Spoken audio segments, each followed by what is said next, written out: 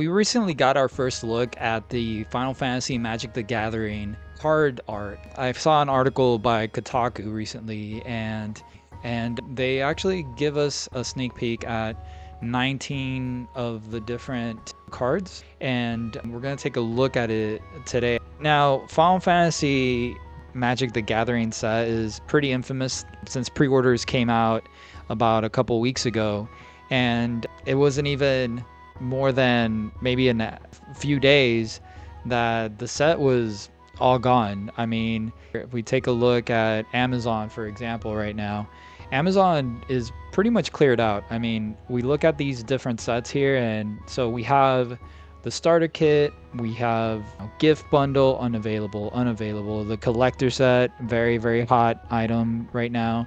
Pretty much everything's unavailable. Oh my god, we got the commander's deck available, so might want to get your hands on that. Oh, currently unavailable. Great.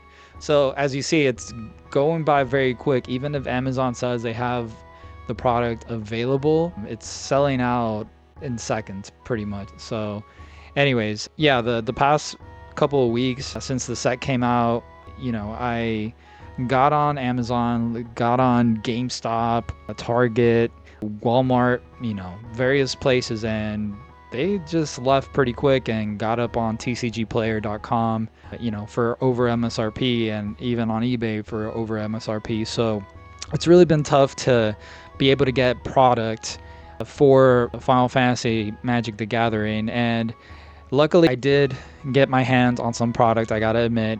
I even bought over MSRP.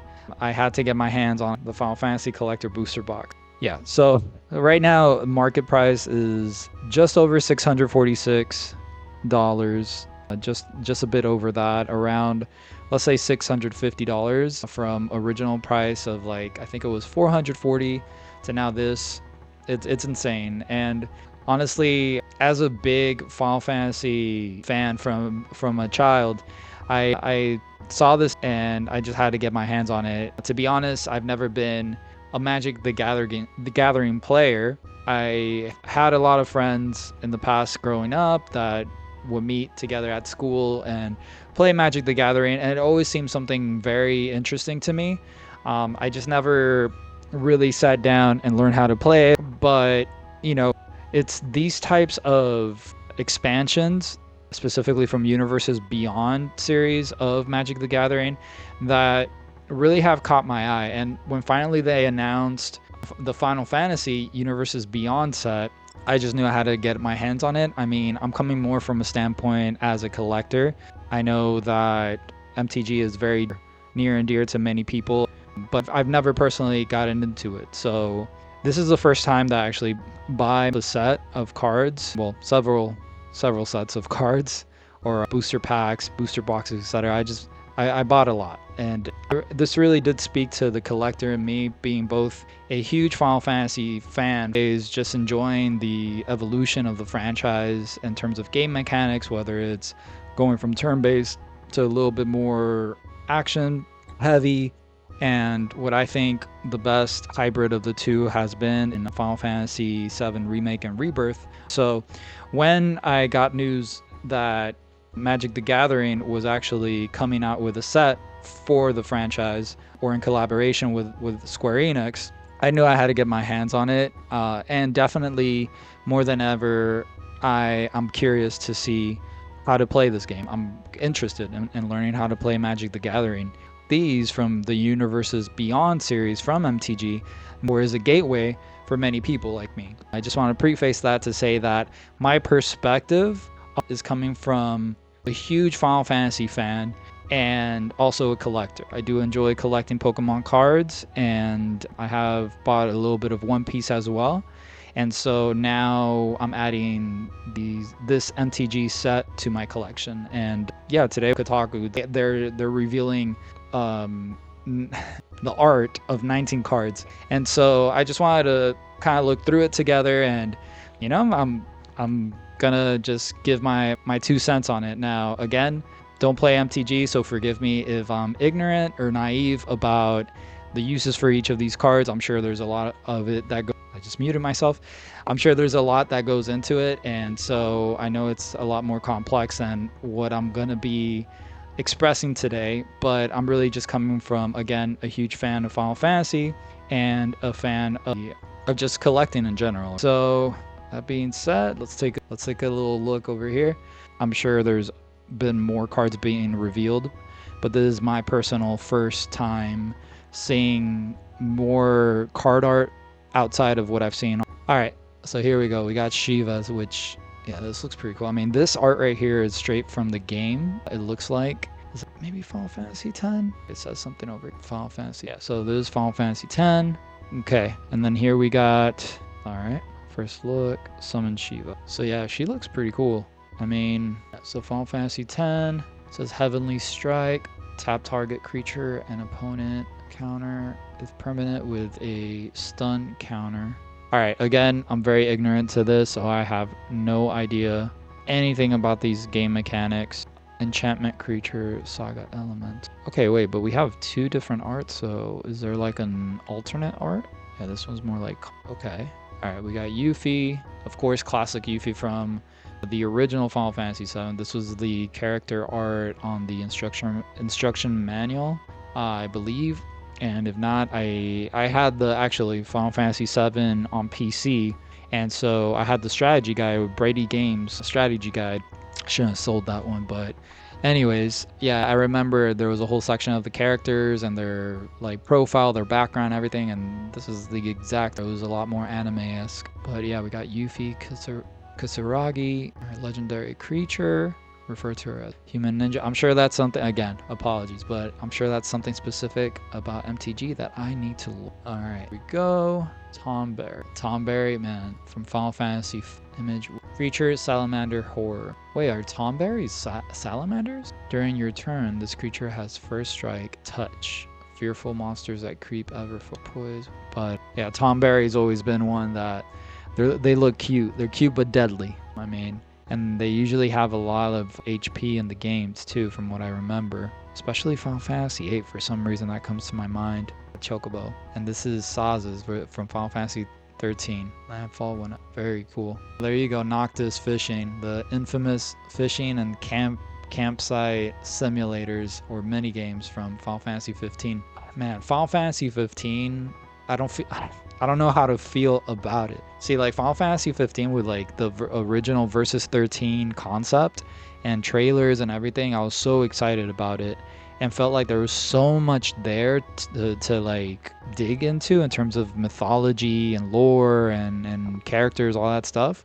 And of course, those of you who know, a lot of things changed and eventually became what it is now, Final Fantasy 15. But playing Final Fantasy 15, you noticed a common theme, right, from a lot of people that talked about the game, and I completely agree, is that it feels like they cut out so much that you don't get the full context of everything. And sometimes like just characters appear with no like really no introduction. They just appear and things happen and there's no like context. There's just a lot of context missing from the story, it feels like. But it was a weird experience for me because I enjoyed playing the game, but when it came to the story and the story elements of Final Fantasy have always been like one of my favorite things about these games.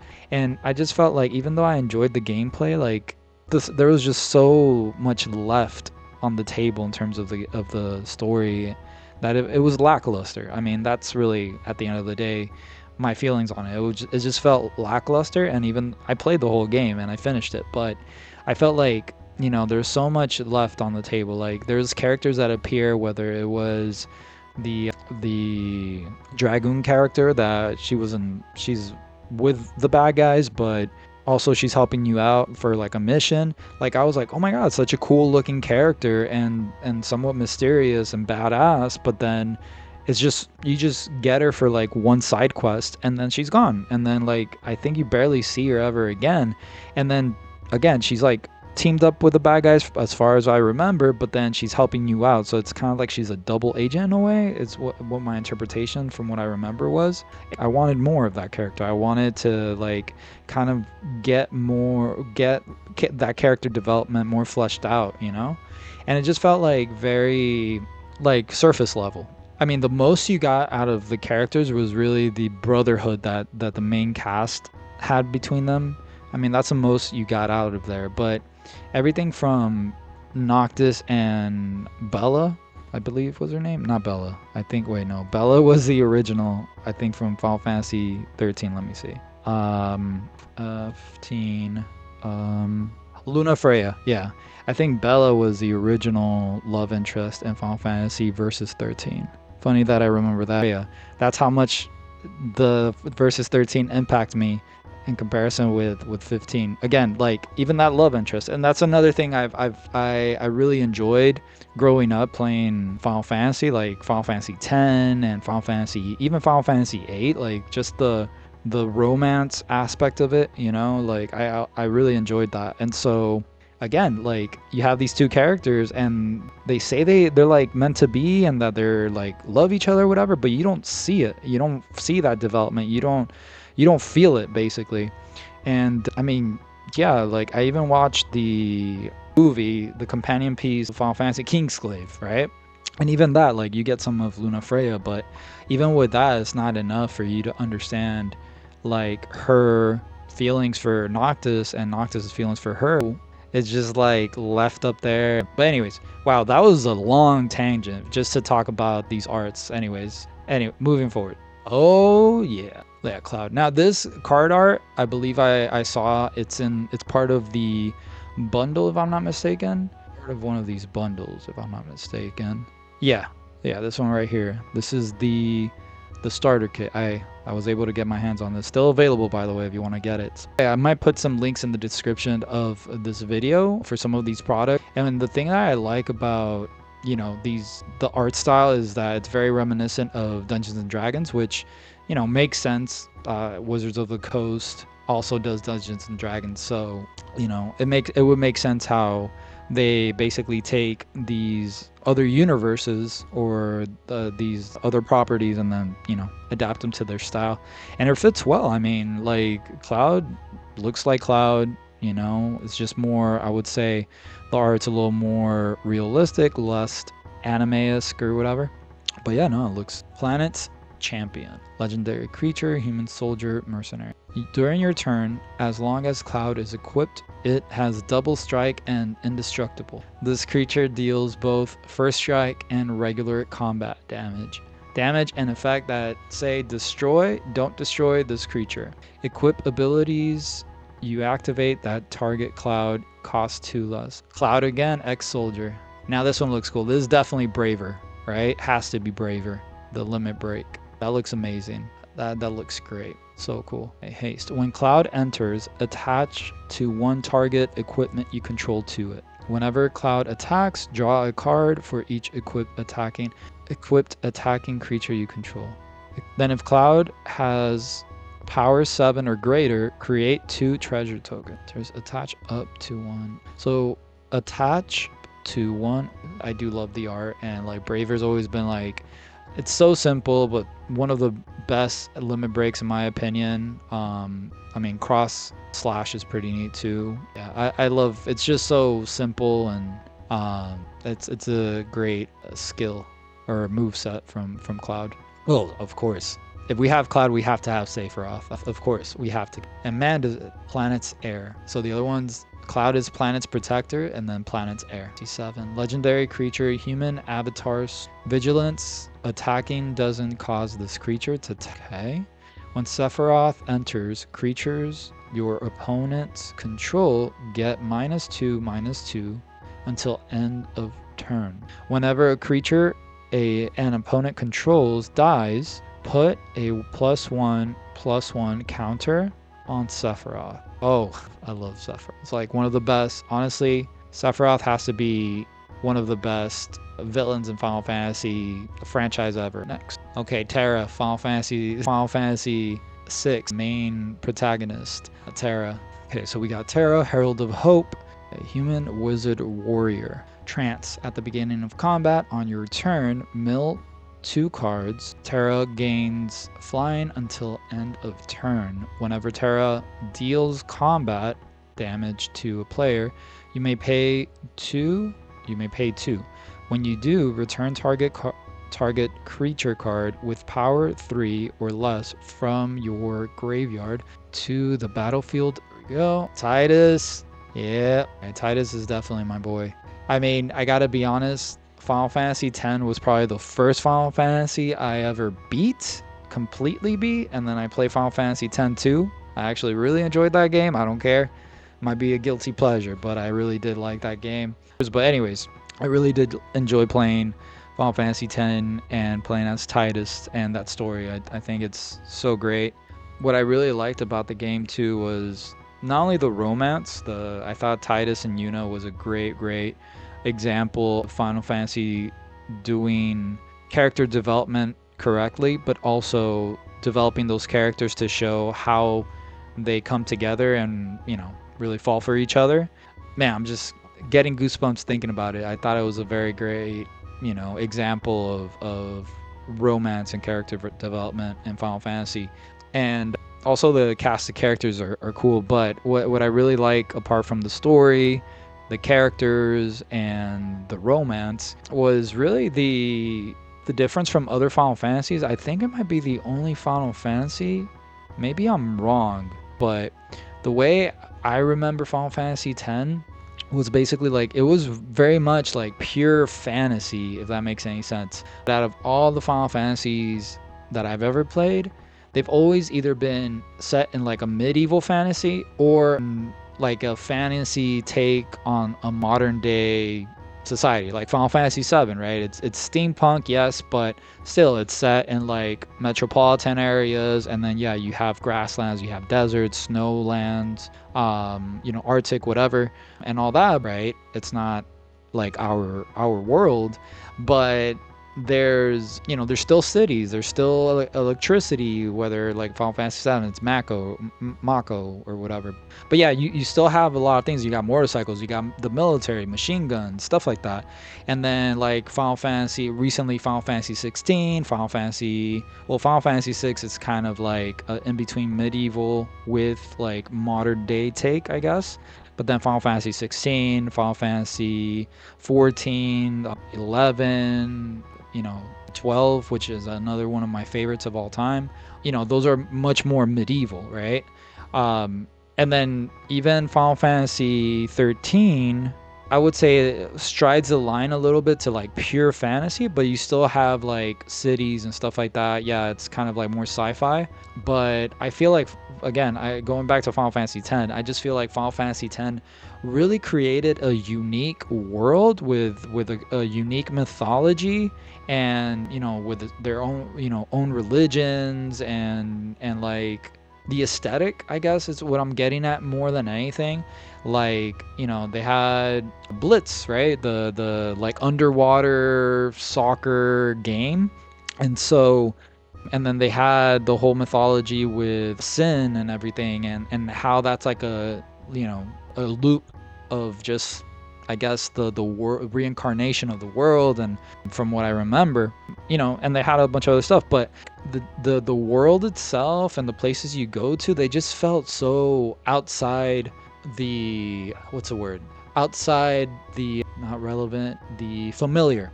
They were so outside the familiar, right? Like, again, Final Fantasy VII, yes, it is fantasy, it's steampunk in many ways.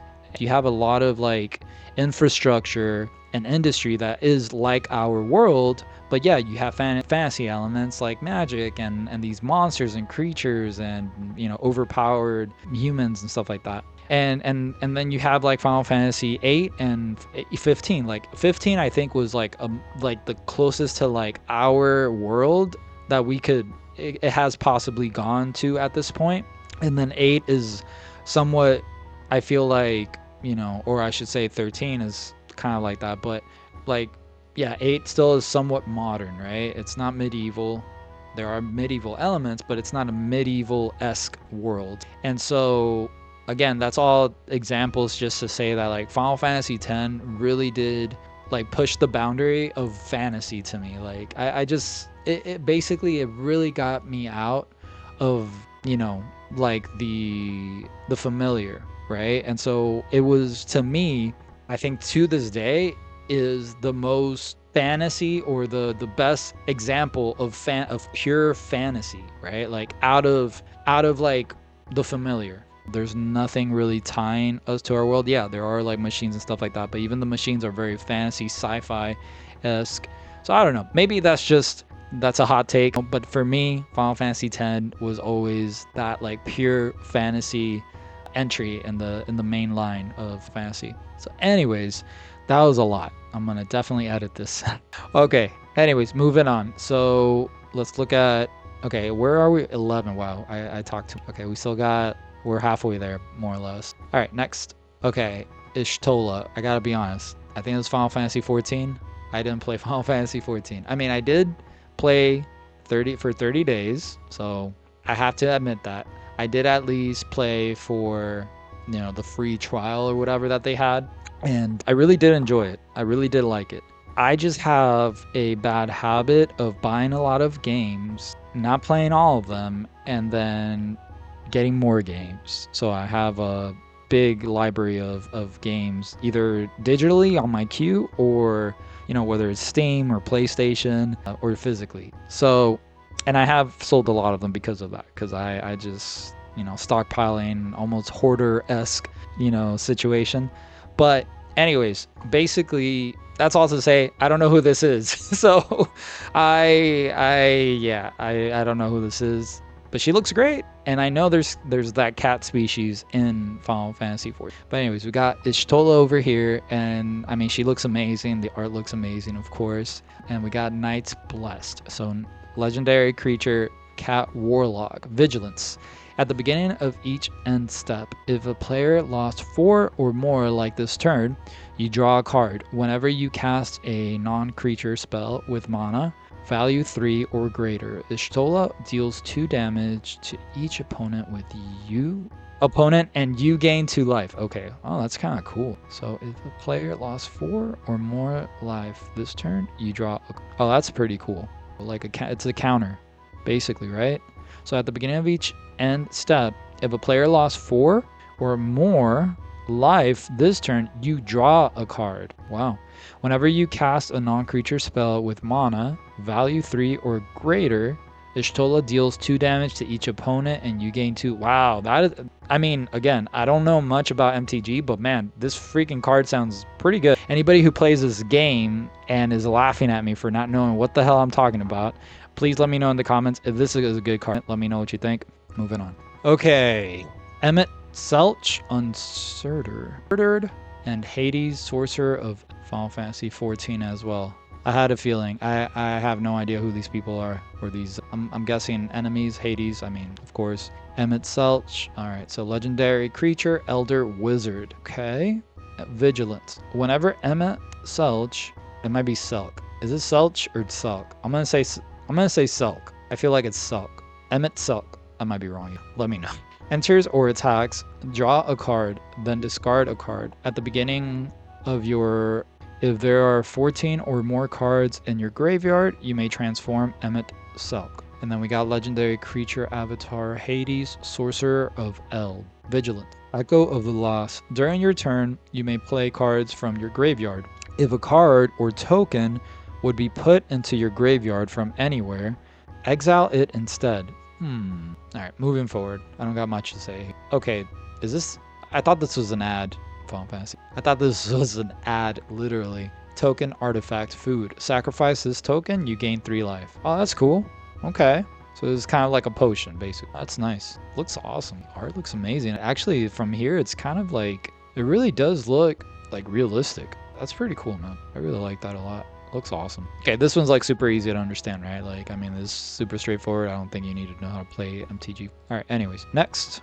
Oh, snap. Garland, Knight of Cornelia, and Chaos the Endless. Well, Chaos. Oh, man. That trailer. That game. Final Fantasy. What was it called? Stranger of Paradise. Final Fantasy Origin. Yep, that was it. Yeah, I didn't play it. Been kind of curious. Looks like a Demon Souls-esque game. But anyways, yeah, this is from Final Fantasy 1, another game I haven't played fully. I have played through maybe the very early, I'm not gonna lie, I know I beat this character. So for those of you that don't know, this is the antagonist from Final Fantasy 1. It's the OG like main antagonist of the Final Fantasy franchise as a whole. And so they recently did a like what was it, like a few years back, maybe like 2-3 years ago, a game came out called Stranger of Paradise Final Fantasy, which is in the style of, it's in the style of like a Demon Souls kind of game. So a few years ago, I think it was 2000, maybe 2002, 2001. I think it was during COVID. This game here, Stranger of Paradise, Final Fantasy Origins, came out, and basically this game was they announced it or promoted it as a like retelling of Final Fantasy. But from my understanding, this game was actually kind of a remake. I think, I'm not sure. But anyways, in this game, spoiler alert for those of you who want to play this game, but and by the way, they reveal it. Like there's a picture right here. It gives you like, it explains who this guy is. Basically, you play as Garland, which is weird, right? I don't know much about the game, right, and the story or nothing like that, but I'm curious to play the game just for that reason. But this art basically is Garland, the main antagonist of the original game. I didn't pass Final Fantasy 1, like I mentioned. I played maybe, to be honest, maybe 20% through the game. I mean, it is a very old game, so muted myself again. But yeah, anyways, the character here, the art looks awesome. And then Chaos is essentially, my understanding, is like the essence that, or the demon that is possessing Garland. From what I remember, I think Garland actually isn't innately bad. He's being controlled by Chaos. Maybe I'm wrong, but regardless, I've always thought this character looks freaking awesome. I mean, his suit of armor with the two horns, the cape, like, just looks super OP. Funny thing though is he looks super scary, but at the beginning of Final Fantasy 1, you actually, like, the first out of the gate quest you get, you basically go to fight this guy to save, I believe it's like the princess of the main kingdom or whatever, and then basically you kill him off, right? And that's it. And then you're like, oh, okay, I guess I'm done. But then he comes back, from what I remember. And then so there's a whole thing with time and time loops and stuff like that. So it gets very complex. And for like the game, like for being a Nintendo, like original Nintendo game from like the late 80s, I want to say, early 80s maybe. Like, man, this game really, was like ahead of its time, I feel like. Not to be fair, I wasn't really alive until 89, so maybe there was things way before that were that advanced in terms of storytelling, but I thought that was like great when I first played this game. I was fairly surprised. I didn't expect that from such an old game. But anyways, so moving on, let's see. So we got Human Knight here. We got basically two versions of the same character. We have Garland, Knight of Cornelia, and then Chaos the Endless. All right, so we got over here Garland, Human Knight. Whenever you cast a non-creature spell, Surveil, look at the top card of your library. You may put it into your graveyard. All right. 3. Return this card from your graveyard to the battlefield transformed. Activate it only as sorcery. I, Garland, will knock you all down. And then the demon flying. When Chaos dies, put it on the bottom of owner's library. Next. Oh, Sin, Final Fantasy X. Okay, this is interesting. All right, so I'm noticing something here. It's the same name, Sin, Spira's Punishment. The legendary creature type, Leviathan, Avatar, they're both flying, same description. So I think this is an alternate art, right? Has to be. I guess this is the original art and this is the alternate art, because it's the same exact thing, same description. Flying, whenever Sin enters or attacks, exile a permanent card from your graveyard at random. Then create a tapped token that's a copy of that card. If the exiled card is a land card, repeat this process. Okay, that's cool. All right, next. Oh, Cecil. All All right, I have a confession to make. Final Fantasy 4, maybe, if not my number one. Let me really think about this. All right, it's one of my top 3 Final Fantasies. And I didn't play the original Final Fantasy 4 on SNES. I played the DS port, which was 3D, or, had 3D graphics.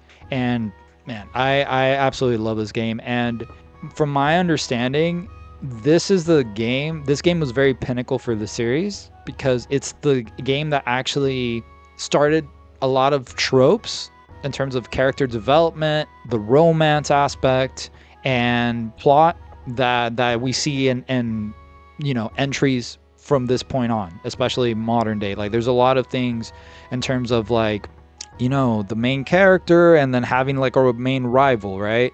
In this case, like technically they're like best friends, but still have a rivalry. Cecil has Rosa, which is his wife. It's like the romance, and there's a lot of complexity to Cecil's. See, like for those of you who don't know, if you look at the screen right now, we have Cecil Dark Knight, and then we have Cecil Redeemed Paladin, and so that feeds into, or that's related to the story, right? Because Cecil starts off as, you could say like he's on the side of the bad guys essentially. I don't think he's aware of that, right? But he is a Dark Knight, and he does, basically lead the, I think it's the Red Baron Knights, if I'm not mistaken. Anyways, he works, for, he's under the regime, right, of the empire or whatever. I don't remember all the exact details, but he's on the side of the bad guys, and it's pretty clear in the beginning of the game that the side you're working for isn't the nicest group or nicest squad. Like the first mission, you attack a village, and from what I remember, the village doesn't retaliate really. Like basically you're just taking prisoners and destroying their town, and it feels like, you don't feel good about it. At least I didn't when I played the game. I just didn't feel right about it. I thought the character looked great though, and I really do like Cecil as a Dark Knight, I gotta say. And his darkness move, where like basically it takes HP away from you gradually, but your strength is like, I think, doubled up. Like freaking great. Yeah, I just really love that game. And the story, again, like for like a DS game, and thinking and knowing that it was actually a Super NES, it was a SNES game originally, like, or for the original Famicom. Like honestly, like I was thoroughly impressed. And like even though at the time when I played it, I think we were at probably the PlayStation 3, Xbox 360 era, if I'm not mistaken. That's when I played Final Fantasy 14 on the DS, and I just fell in love with the game. I couldn't put it down, and I played all the way through, and up till the end when things just escalate. You find out who's the real bad guys and everything, which is such a trope, a modern trope from Final Fantasy, from like Final Fantasy 8 to like 7, you kind of know early on. But like probably like Final Fantasy, another one that did that, I think Final Fantasy 10, although no, not really. You kind of, but anyways, it is a lot of modern tropes in Final Fantasy when it comes to, again, character development, the romance, the story beats, just different things in terms of like the story, how it progresses, and the things that happen in the story, and the scale. I based on what I read and from my experience too, like Final Fantasy IV really was the catalyst for everything to come in the modern age. And I think every other Final Fantasy kind of owes it to Final Fantasy IV. Like honestly, it's a great game to pick it up. I personally would play the DS version. You could probably download it as a ROM. I'm sure you don't need a DS for this, but it's just a little more like modern look and feel, and so I really enjoyed it. It also has voiceover, which I love. So I always love hearing, the voice actors and everything and their portrayals. But anyways, that was a huge tangent to say that I absolutely love Final Fantasy IV. But here we got, again, Cecil Dark Knight, which I love that art.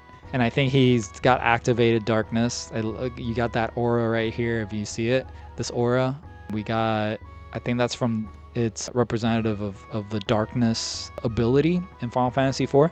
And then of course you got the post gone, I guess, bad guy go good. That's my take on Rihanna, I guess. But anyways, yeah, this is like halfway through the game. I think he switches to becoming a paladin, which is a real nice duality to his original form.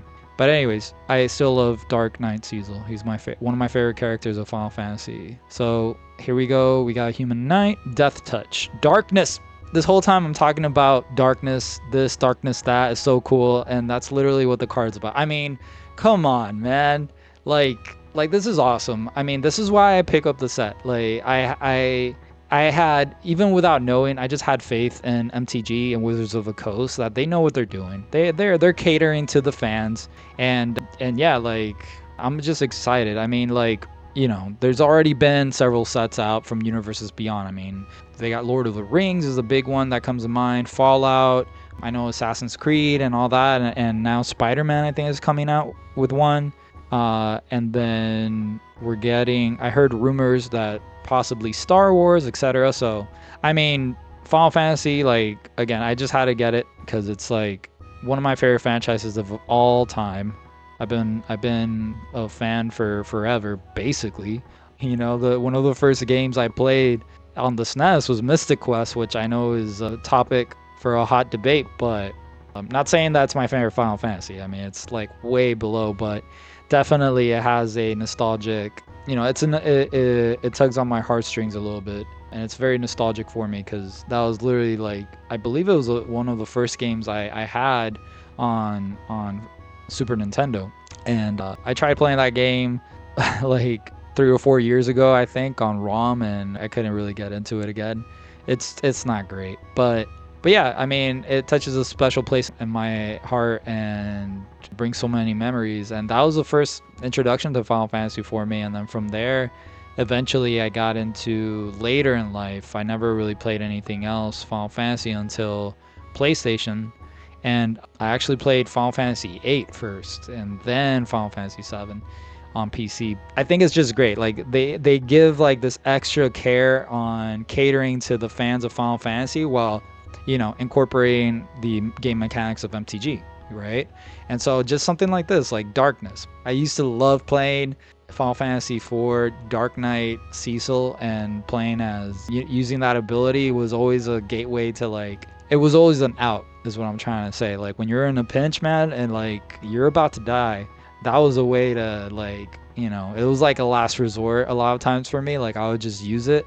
Like I'm like, okay, I gotta get out of this somehow. And so you just turn on that bad boy, and yeah, it was just such a cool ability. But anyways, all right, back to this. So Death Touch, Darkness. Whenever Cecil, okay, I don't know if it's Cecil or Cecil. I think it's Cecil. Might be Cecil. But anyways, whenever Cecil deals damage, you lose that much life. Pretty much darkness. Then if your life total is less than or equal to half your starting life total, okay, untap Cecil and transform it. Just reading from the description sounds very similar to how it works in the actual game, which is very cool. Very, very cool. I mean, Cecil is like amazing character development. You see that struggle, and then you see how he moves past it, going into being a paladin. So cool. All right, so legendary creature, Human Knight, lifelink, protect. Whenever Cecil attacks, other attacking creatures gain indestructible until end of turn. So I imagine they're invulnerable. Is that what it means? This is my battle. Oh, that hits. I think, honestly, Cecil, the more I think about it, might be one of my favorite Final Fantasy characters of all time.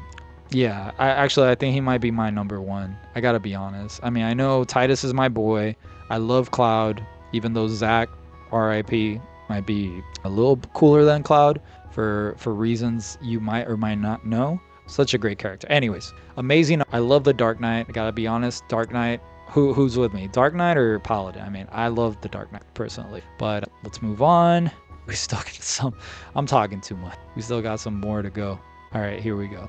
All right. So we got Moogles, of course. What's Final Fantasy if not Moogles, right? Moogles, Chocobos, you name it. Okay. Stillskin, Moogle. Wait, is this from Final Fantasy? I don't want to look. Skin is Final Fantasy 9. It is 9. Oh, I hit it. Final Fantasy 9. Nice. All right. Still skin, Moogle Merchant.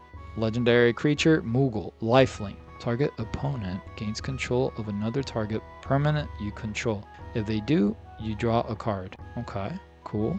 You guys gotta tell me, like, while I read all this stuff, are these good cards? I don't know. Write in the comments which of these cards that I've been looking through are worthy of your deck and like worthy of me using when I start getting into the actual game.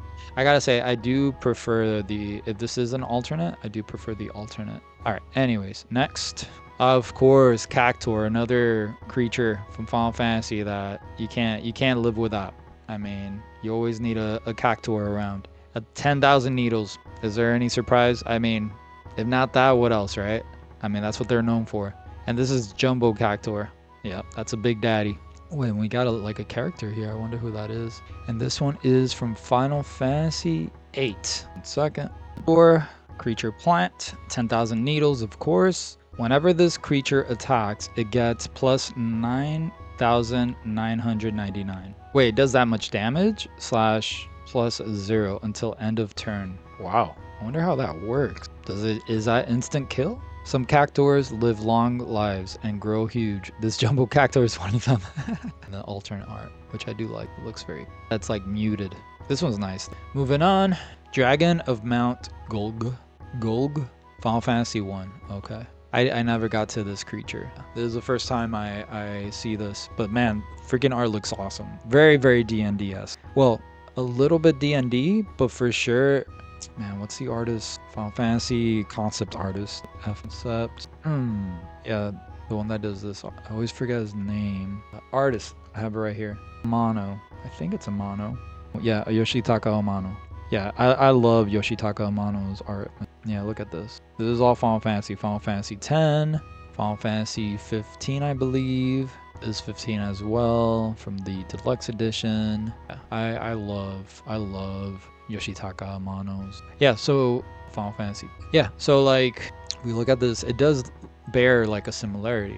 Like I think so. Very similar in a lot of ways. I mean, I would say the character here is a little more Yoshitaka Amano, and then this dragon maybe a little bit more D&D. But it's a nice blend of the two, right? Of like the D&D art with the Final Fantasy art as well. Looks awesome. It's creature, elder, dragon, flying. Whenever the creature deals combat damage to a player, roll a d20. You create a number of treasure tokens equal to the result. So there you have it, guys. That's a look at 19. That's a look at the art for 19 of the Final Fantasy Magic the Gathering cards. Now, like I said, very excited about this set. It comes out in June, so, you know, we still got a little ways to go, but if you want to get your pre-orders, just make sure to go to Amazon. You could go to, you know, Target, GameStop. Now, a lot of that product is going to be, you know, the pre-orders are, like you see here, unavailable. And I'll put the links in the description for Amazon specifically, where you could still get your hands on this product for MSRP. Bear in mind, you can find a lot of this product on places like eBay and TCG Player, but it is going to be over MSRP, unfortunately. You know, it is a very unfortunate thing. So anyways, with that, is this a set that you're excited of playing or collecting? Like, if you are getting these cards or have gotten these cards, is it because you're a collector like me, or a fan of Final Fantasy, or, you know, an MTG player? So anyways, for more on gaming, collectibles, comic books, anime, and the latest online deals, sign up for our free weekly newsletter, Pop Pulse Digest. The link is in the description. With that, I'll see you around, and thanks for watching.